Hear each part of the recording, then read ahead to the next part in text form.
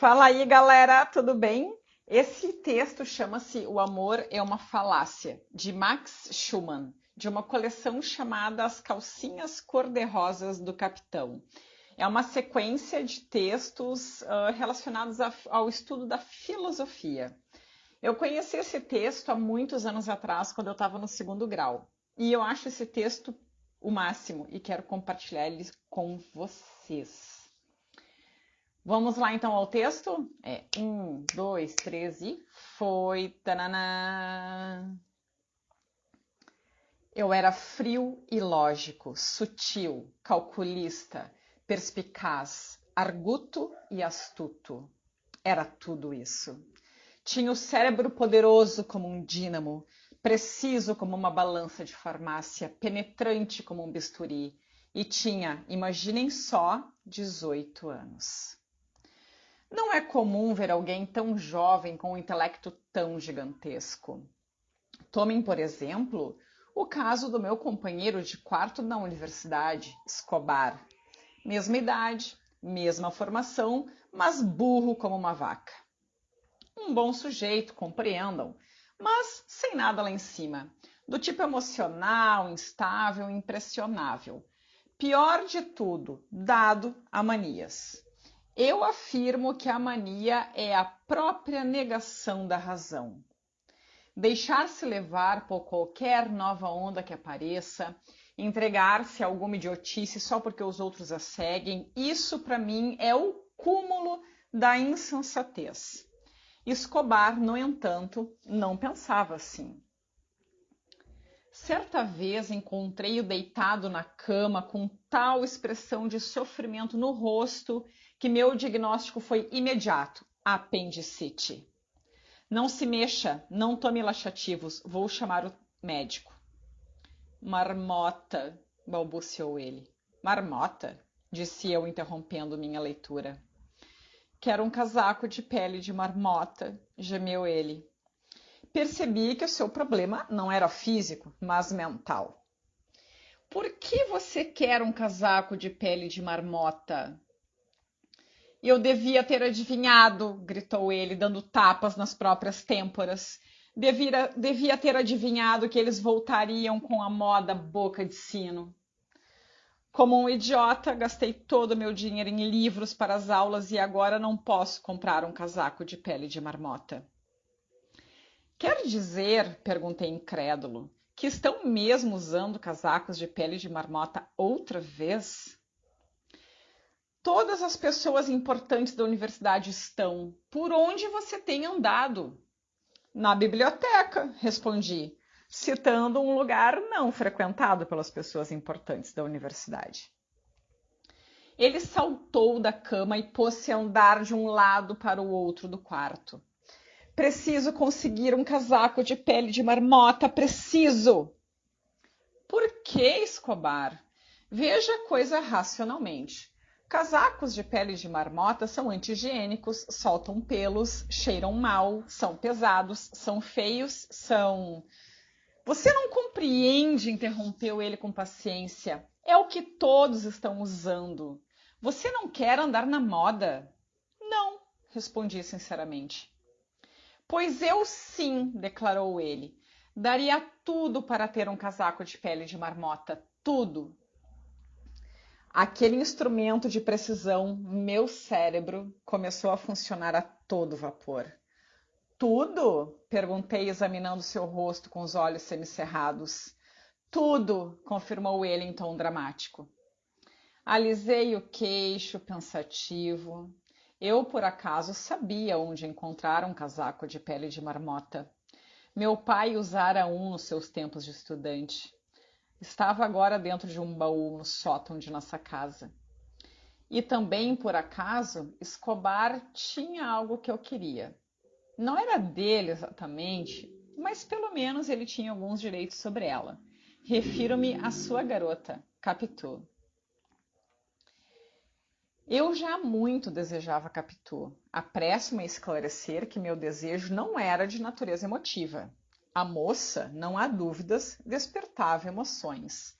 Mas eu não era aqueles que se deixavam dominar pelo coração. Desejava Capitu para fins engenhosamente calculados e inteiramente cerebrais. Cursava eu o primeiro ano de direito. Dali algum tempo estaria me iniciando na profissão. Sabia muito bem o papel que a esposa na vida e na carreira de um advogado. Os advogados de sucesso, segundo minhas observações, eram quase sempre casados com mulheres bonitas, graciosas e inteligentes. Com uma única exceção, Capitu preenchia perfeitamente a todos esses requisitos. Era bonita, suas proporções ainda não eram clássicas, mas eu tinha certeza de que o tempo se encarregaria de fornecer o que faltava. A estrutura básica estava lá. Graciosa também era. Por graciosa quero dizer cheia de graças sociais. Tinha o porte ereto, a naturalidade no andar e a elegância que deixavam transparecer a melhor das linhagens. À mesa, suas maneiras eram finíssimas. Eu já vira Capitu na cantina da faculdade comendo a especialidade da casa. Um sanduíche que continha pedaços de carne assada, azeite de oliva, castanhas e repolho, sem sequer umedecer os dedos. Inteligente ela não era. Na verdade, tendia para o oposto. Mas eu confiava que, sob minha tutela, haveria de tornar-se brilhante. Pelo menos, valia a pena tentar. Afinal de contas, é mais fácil fazer uma moça bonita e burra ficar inteligente do que uma moça feia e inteligente ficar bonita. Escobar, perguntei, você ama a Capitu? Acho-a uma boa garota, respondeu. Não sei se chamarei isso de amor. Por quê? Você, continuei, tem alguma espécie de arranjo formal com ela? Quero dizer, vocês saem exclusivamente um com o outro? Não, nos vemos seguidamente, mas saímos os dois com outros também. Por quê?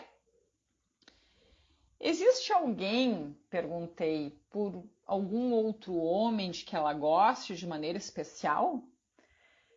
Que eu saiba não. Por quê? Fiz que sim com a cabeça, satisfeito. Em outras palavras, a não ser por você, o campo está livre. É isso? Acho que sim, bolas. Aonde você quer chegar? Nada, nada, respondi com inocência, tirando minha mala de dentro do armário. Aonde você vai? Disse Escobar. Passar o fim de semana em casa. Atirei algumas roupas dentro da mala. Escute, disse Escobar, apegando-se ao meu braço com força. Em casa, será que você poderia pedir dinheiro para seu pai e me emprestar para comprar um casaco de pele de marmota? Posso fazer até mais que isso, respondi, piscando o olho misteriosamente. Fechei a mala e saí. Olhe, disse a Escobar, ao voltar na segunda-feira de manhã. Abri a mala e mostrei o enorme objeto cabeludo e fedorento que meu pai usara ao volante de seu Maverick em 1975. Santo Pai! Exclamou Escobar com reverência, mergulhou as mãos no pelo do casaco e depois no rosto. Santo Pai! Repetiu umas 15 ou 20 vezes. Você gostaria de ficar com ele? Perguntei. Sim! Gritou ele, apertando a coisa cebosa contra o peito. Em seguida, seus olhos tornaram-se um ar precavido.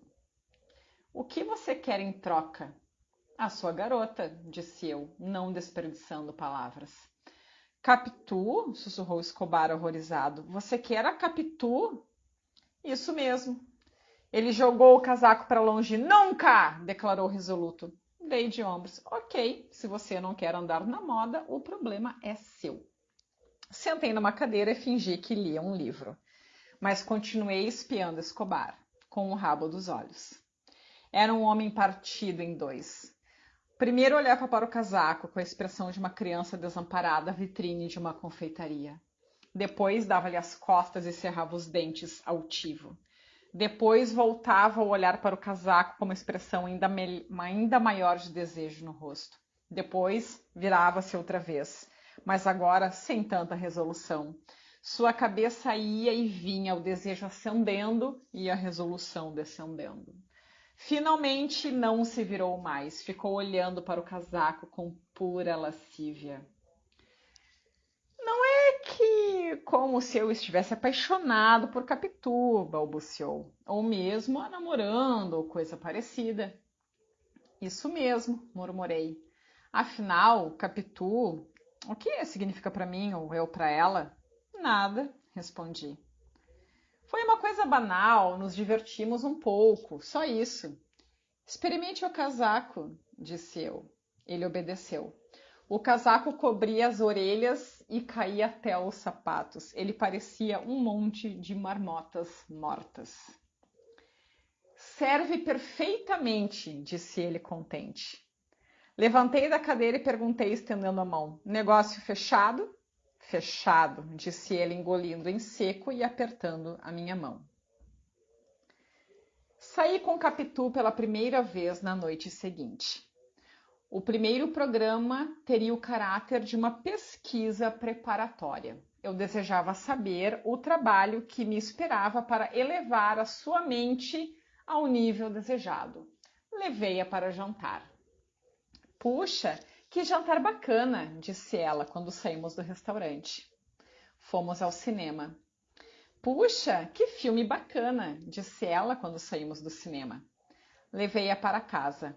Puxa, foi um programa bacana, disse ela ao me desejar boa noite. Voltei para o quarto com o coração pesado. Eu subestimara gravemente as proporções da minha tarefa. A ignorância daquela moça parecia aterradora. E não seria o bastante apenas instruí-la. Era preciso, antes de tudo, ensiná-la a pensar.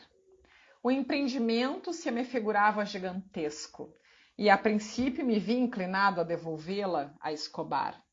Mas aí comecei a pensar nos seus dotes físicos generosos e na maneira como entrava numa sala ou segurava uma faca e um garfo, e decidi tentar novamente. Procedi, como sempre, sistematicamente. Dei-lhe um curso de lógica. Acontece que, como estudante de direito, eu frequentava na ocasião aulas de lógica e, portanto, tinha tudo na ponta da língua. Capitu, disse eu, quando a fui buscar em nosso segundo programa. Esta noite vamos até o parque conversar. Ah, que bacana, respondeu ela. Uma coisa deveria ser dita em favor da moça. Seria difícil encontrar alguém tão bem disposta a tudo. Fomos até o parque, o local de encontros da universidade. Nos sentamos debaixo de um velho carvalho e ela me olhou cheia de expectativa. Sobre o que vamos conversar? Perguntou. Sobre lógica. Ela pensou alguns segundos e depois sentenciou. Bacana! A lógica, comecei limpando a garganta, é a ciência do pensamento. Se quisermos pensar corretamente, é preciso antes saber identificar as falácias mais comuns da lógica. E é o que vamos abordar hoje. Bacana! Exclamou ela, batendo as palmas de alegria com a mesma expressão de perspicácia que se esperaria de uma foca diante de um peixe. Fiz uma cara de desânimo, mas segui em frente com coragem. Vamos primeiro examinar uma falácia chamada dicto simpliciter. Vamos, animou-se ela, piscando os olhos com animação. Dicto simpliciter quer dizer um argumento baseado numa generalização não qualificada. Por exemplo, o exercício é bom, portanto, todos devem se exercitar. Eu estou de acordo, disse Capitu fervorosamente. Quero dizer, o exercício é maravilhoso, isto é, desenvolve o corpo e tudo. Capitu, disse eu com ternura, o argumento é uma falácia. Dizer que o exercício é bom é uma generalização não qualificada. Por exemplo, para quem sofre do coração, o exercício é ruim. Muitas pessoas recebem ordens de seus médicos para não se exercitarem. É preciso qualificar a generalização. Deve-se dizer, o exercício é geralmente bom, ou é bom para a maioria das pessoas, senão está-se cometendo um dicto simplister. Compreendeu? Não, confessou ela. Mas isso é bacana, quero mais, quero mais. Será melhor se você parar de puxar a manga do meu casaco, disse eu, e quando ela parou, continuei. Em seguida, abordaremos uma falácia chamada generalização apressada. Ouça com atenção. Você não sabe falar francês. Eu não sei falar francês. Escobar não sabe falar francês. Devo, portanto, concluir que ninguém na universidade sabe falar francês. É mesmo? Espantou-se Capitu. Ninguém? Reprimi a minha impaciência. É uma falácia, Capitu. A generalização é feita apressadamente. Não há exemplos suficientes para justificar a conclusão. Ela sorriu encantadora e retardadamente. Você conhece outras falácias? Perguntou ela animada. Isso é até melhor do que dançar. Esforcei-me para conter a onda de desespero que ameaçava me invadir. Não estava conseguindo nada com aquela moça, absolutamente nada. Mas não sou outra coisa senão persistente. Continuei. A seguir vem o post hoc. Ouça. Não levemos o Tiririca conosco ao piquenique. Toda vez que ele vai junto, começa a chover. Ah, eu conheço uma pessoa exatamente assim, exclamou o Capitu. Uma moça da minha cidade, Carla Pérez. Nunca falha, toda vez que ela vai junto a um piquenique. Capitu, interrompi com energia, é uma falácia. Não é a Carla Pérez que causa chuva. Ela não tem nenhuma relação com a chuva. Você está incorrendo em post hoc, se puser a culpa nela. Ai, nunca mais farei isso, prometeu ela contrita. Você está bravo comigo? Não, Capitu, suspirei, não estou bravo. Então conte outra falácia. Muito bem. Vamos experimentar as premissas contraditórias. Se Deus pode fazer tudo, pode fazer uma pedra tão pesada que ele mesmo não conseguirá levantar? É claro, respondeu ela imediatamente. Mas ele pode fazer tudo. Pode então levantar a pedra. É mesmo, disse ela pensativa. Bem, então eu acho que ele não pode fazer a tal pedra. Mas ele pode tudo, lembrei-lhe. Ela coçou a cabeça linda e vazia. Estou confusa, admitiu. É claro que está. Quando as premissas de um argumento se contradizem, não pode haver argumento. Se existe uma força irresistível, não pode existir um objeto irremovível. Compreendeu? Conte outra dessas histórias bacanas, disse Capitu entusiasmada. Consultei o relógio. Acho melhor pararmos por aqui. Levarei você para casa e lá pensará no que aprendeu hoje. Teremos outra sessão amanhã à noite. Depositei no dormitório das moças, onde ela me assegurou que a noitada fora realmente bacana. E voltei desanimadamente para o meu quarto. Escobar roncava sobre a cama com um casaco de pele de marmota encolhido aos seus pés como um enorme animal peludo. Por alguns segundos brinquei com a ideia de acordá-lo e dizer que podia ter a sua garota de volta. Era evidentemente fato que meu projeto estava condenado ao fracasso. A moça tinha simplesmente uma cabeça à prova de lógica. Mas logo reconsiderei. Perder uma noite, por que não perder outra? Quem sabe se em alguma parte daquela cratera de vulcão adormecido, que era a mente de Capitu, algumas brasas ainda estivessem vivas? Talvez, se de alguma maneira eu ainda conseguisse abaná-las até que flamejassem. As perspectivas não eram das mais animadoras, mas decidi tentar outra vez. Sentado sob o carvalho na noite seguinte, disse: Nossa primeira falácia dessa noite se chama ad misericordiam. Ela estremeceu de emoção. Ouça com atenção, comecei. Um homem vai pedir emprego. Quando o patrão pergunta quais as suas qualificações, o homem responde que tem uma mulher e 6 filhos em casa, que a mulher é aleijada, que as crianças não têm o que comer, que ele não tem o que vestir, nem o que calçar, que a casa não tem camas, que não há carvão no porão e que o inverno se aproxima. Uma lágrima desceu de cada uma das faces rosadas de Capitu.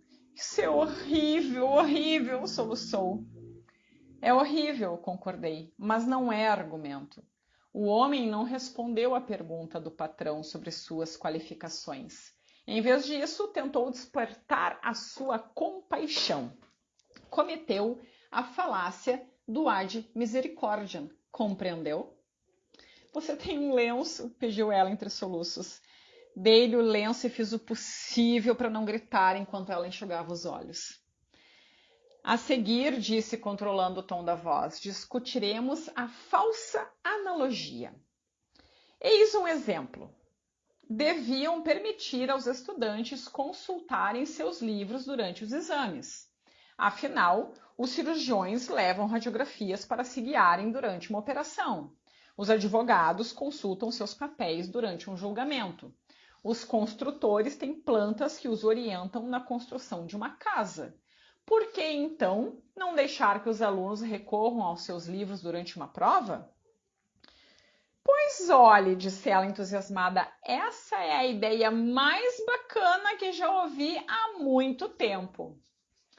Capitu, disse eu com impaciência, o argumento é falacioso.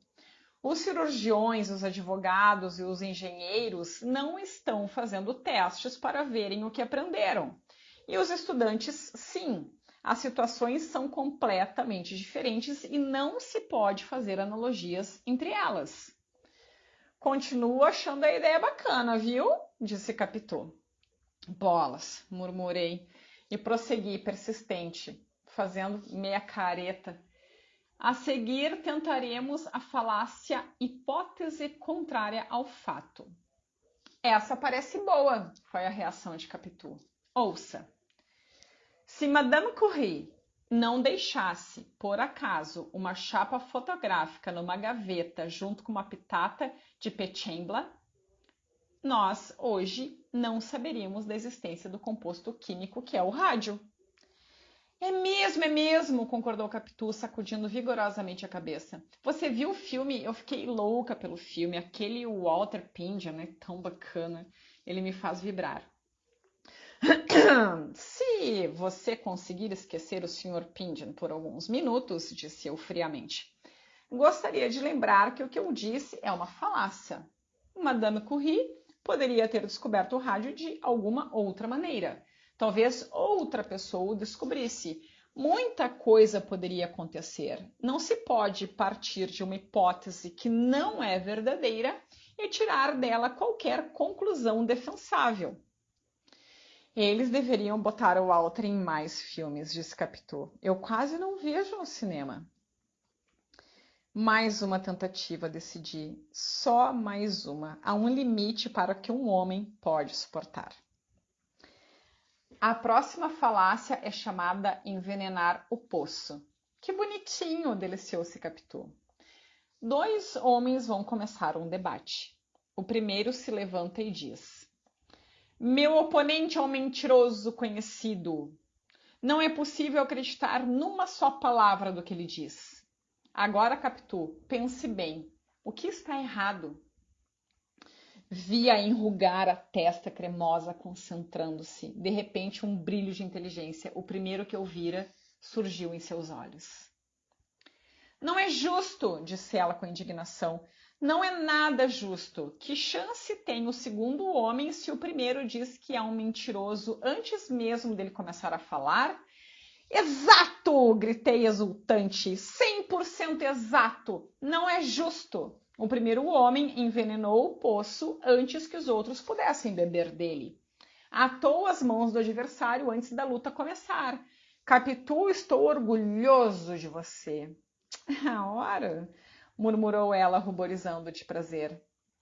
Como vê, minha querida, não é tão fácil, não é tão difícil. Só requer concentração. É só pensar, examinar, avaliar, Venha, vamos repassar tudo o que aprendemos até agora. Vamos lá, disse ela com um abano distraído de mão. Animado com a descoberta de que Capitu não era uma cretina total, comecei uma longa e paciente revisão de tudo o que dissera até ali. Sem parar, citei exemplos, apontei falhas, martelei sem dar tréguas.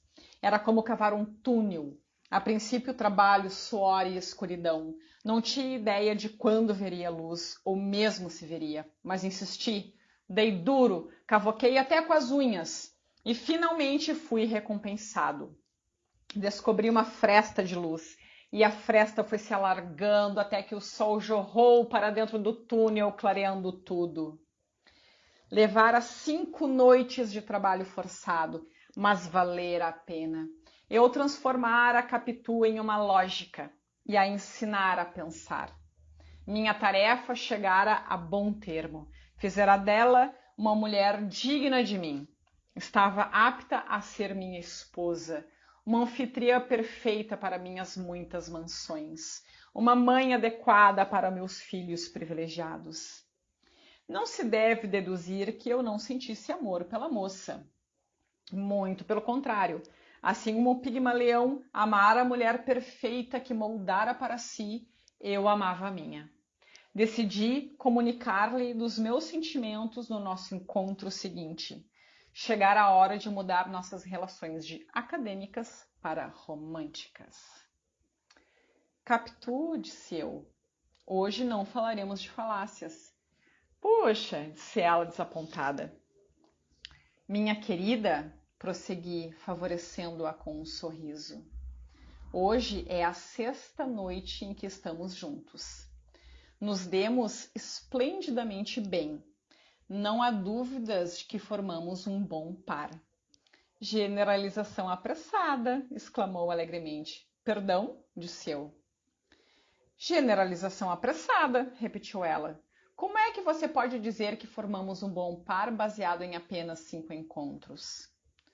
Dei uma risada. Aquela criança adorável aprendera bem demais suas lições. Minha querida, disse eu, dando um tapinha tolerante em sua mão. 5 encontros são bastante. Afinal, não é preciso comer um bolo inteiro para saber se é bom ou não. Falsa analogia, disse Capitu prontamente. Eu não sou um bolo, sou uma pessoa. Dei outra risada, já não tão divertido. A criança adorável talvez tivesse aprendido sua lição bem demais. Resolvi mudar a tática. Obviamente, o indicado era uma declaração de amor simples, direta e convincente. Fiz uma pausa enquanto meu potente cérebro selecionava as palavras adequadas. Depois comecei. Capitu, eu a amo, você é tudo para mim. É a lua e as estrelas e as constelações do firmamento. Por favor, minha querida, diga que será minha namorada, senão minha vida não terá mais sentido. Enfraquecerei, recusarei comida, vagarei pelo mundo aos tropeções, um fantasma de olhos vazios. Pronto, pensei, está liquidado o assunto. Há de misericórdia, disse Capitu. Cerrei os dentes. Eu não era Pigmaleão, eu era Frankenstein e o meu monstro me tinha pela garganta. Lutei desesperadamente contra o pânico que ameaçava me invadir. Era preciso manter a calma a qualquer preço. Bem, Capitu, disse eu, forçando um sorriso. Não há dúvidas de que você aprendeu bem as falácias. Aprendi mesmo, respondeu ela, inclinando a cabeça com vigor.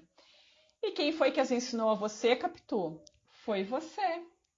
Isso mesmo. E, portanto, você me deve alguma coisa, não é mesmo, minha querida? Se não fosse por mim, você nunca saberia o que é uma falácia. Hipótese contrária ao fato, disse ela sem pestanejar. Enxuguei o suor do rosto. Capitu, insisti com a voz rouca. Você não deve levar tudo ao pé da letra. Essas coisas só têm valor acadêmico. Você sabe muito bem que o que aprendemos na escola não tem a ver com a vida. Dicto simplister, brincou ela, sacudindo o dedo em minha direção. Foi o bastante. Levantei um salto, berrando como um touro. Você vai ou não vai ser minha namorada? Trovejei. Não, eu não vou, respondeu ela. Por que não exigir? Porque hoje à tarde eu prometi ao Escobar que seria a namorada dele. Quase caí para trás, fulminado por tamanha infâmia. Depois de prometer, depois de fecharmos negócio, depois de apertar minha mão. Aquele rato! Gritei, chutando a grama. Você não pode ser com ele, Capitu. Ele é um mentiroso, um traidor, um rato. Envenenar o poço, disse Capitu. E pare de gritar. Acho que gritar também deve ser uma falácia. Com uma admirável demonstração de força, de vontade, modulei minha voz. Muito bem, disse. Você é uma lógica. Vamos olhar as coisas logicamente. Como pode preferir Escobar? Olhe para mim, um aluno brilhante, um intelectual formidável, um homem com o futuro assegurado. E veja Escobar, um maluco, um boa-vida, um sujeito que nunca saberá se vai comer ou não no dia seguinte. Você pode me dar uma única razão lógica para namorar Escobar? Posso sim, declarou Capitu. Ele tem um casaco de pele de marmota. Então é isso aí, galera. Esse é o texto. O amor é uma falácia de uma coleção chamada As Calcinhas Cor-de-Rosas do Capitão. Eu espero que vocês tenham gostado e se gostarem, deixem nos comentários que eu vou produzir outros materiais desse tipo, viu? Valeu, beijão!